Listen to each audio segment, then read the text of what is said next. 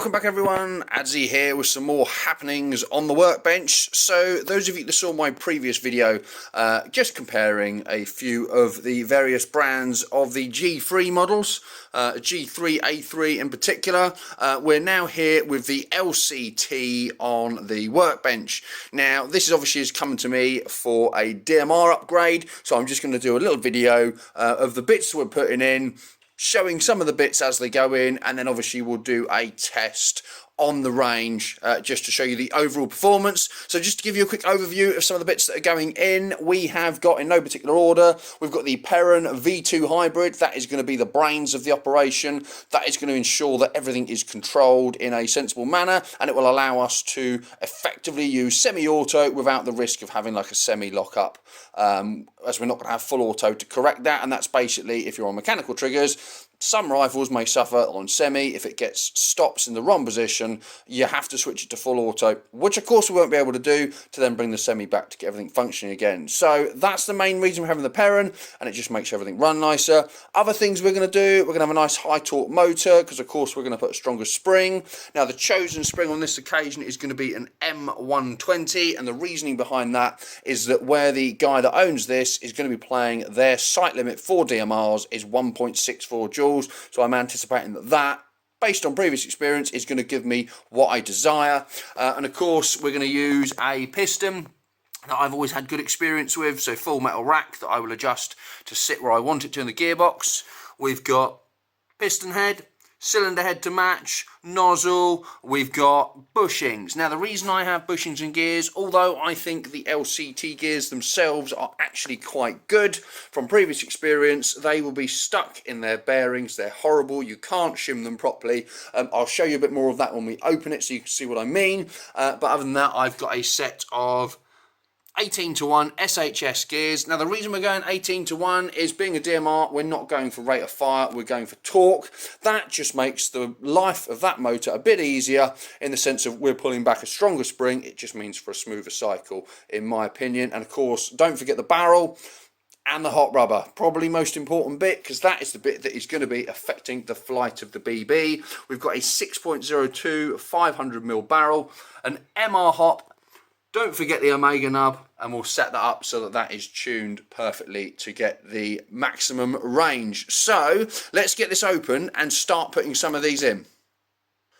Okay, so this is the gearbox. I've taken all of the screws out. Now this is exactly what I mean about the damn gears being tight within themselves. Now because they're on bearings, it doesn't stop them spinning smoothly, but what it does prevent is me being able to do a proper shim job on it. Now literally without all the screws in there, I should be able to lift that off, but the damn thing is still so stuck, and that is because these gears, if I get that in there, I can, you hear that? There you go. So that's the bevel release. Now I need to try and get in there and release these other two. Hold on.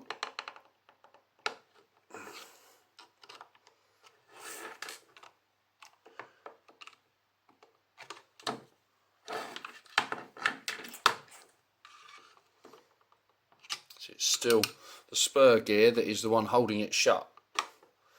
Ready? Here we go. There you go. Now the gears have all popped out. That will come out nicely. So you see what I mean? They're just sitting tight. Every single LCT I've come across sits like that. So it's almost pointless having shims on it, because wherever the gears sit, they're just going to stay there. So I don't like them because I can't do a pucker shim job. Hence the reason we're going to look to swapping a lot of that out. So let's strip all this out now. That's the standard internals.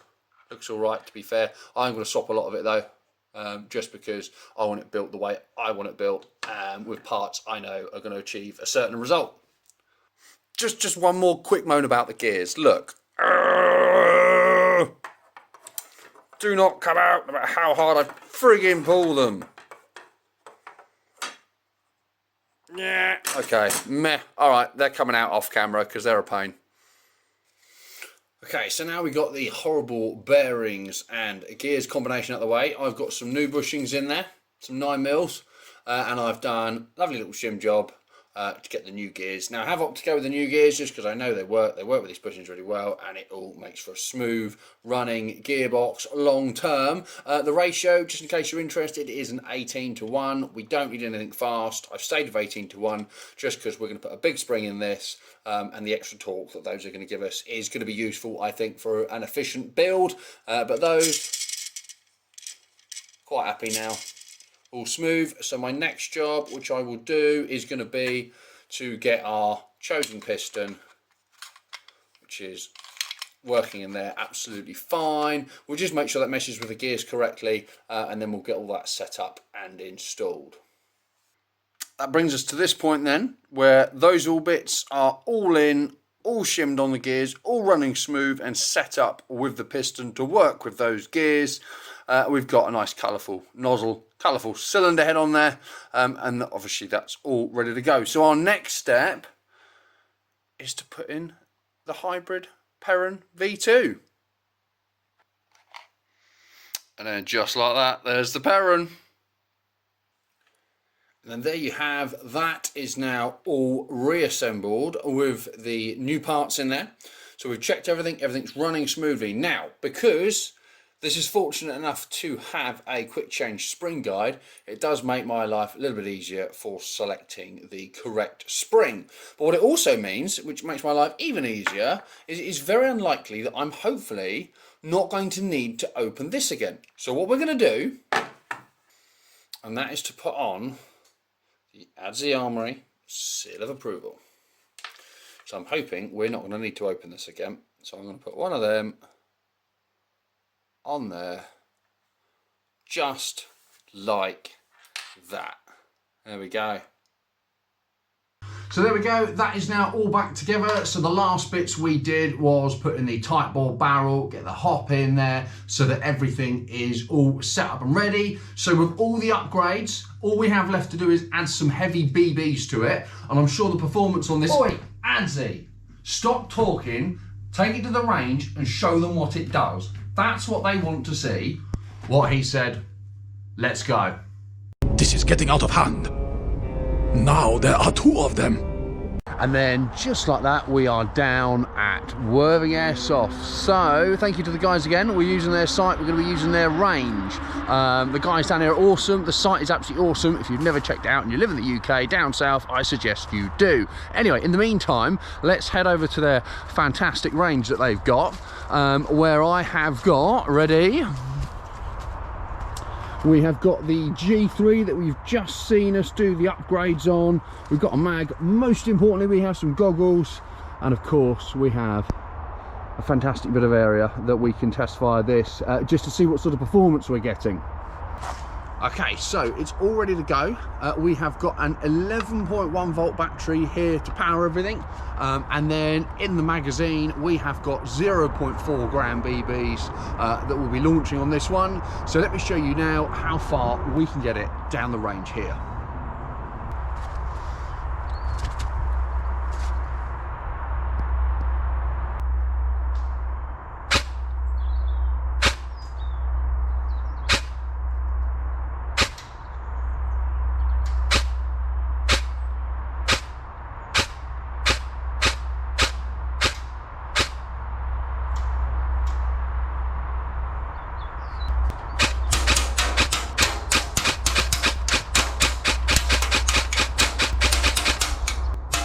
Okay, so on initial test, we're hitting the 70 meters very consistently with just aiming straight at it. So that's performing really well.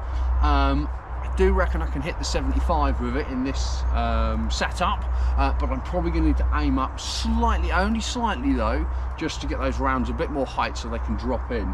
So I'm just going to reload the mag and then we're going to go for the 75.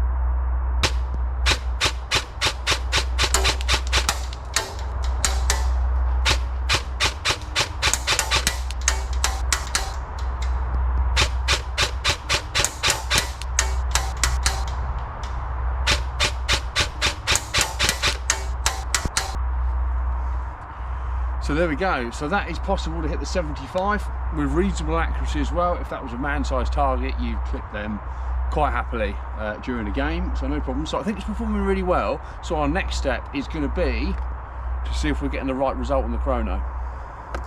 Okay, here we go on the chrono. Then we've got 0.4 GBBs, and we are 289, 288, 287 and 290. So that has been nice and consistent, which is what we want. We want a consistent FPS, consistent BB flight, just to make it more accurate. That there has been doing 1.57 joules there on the last shot, which was the 290 FPS, which is perfect because the guy that this is for, he is running at a site that the maximum is 164. So he's probably about between 10 and 12 FPS off of absolute limit, which is fine. We like to have them comfortable, so there's no margin for error, a little bit of scope on the variance of the chronos, etc. I know some sites may differ. Worthing Airsoft here, their limit is 1.88, so you could squeeze a little bit more out of it if you really wanted to, but for what that's doing, I think that is running absolutely perfectly. So there we go. I've been Adzi, you've been the audience, this has been Worthing Airsoft, that is an LCT G3. Thank you very much for watching, everyone. Hope you've learned something, and I'll see you all in the next one.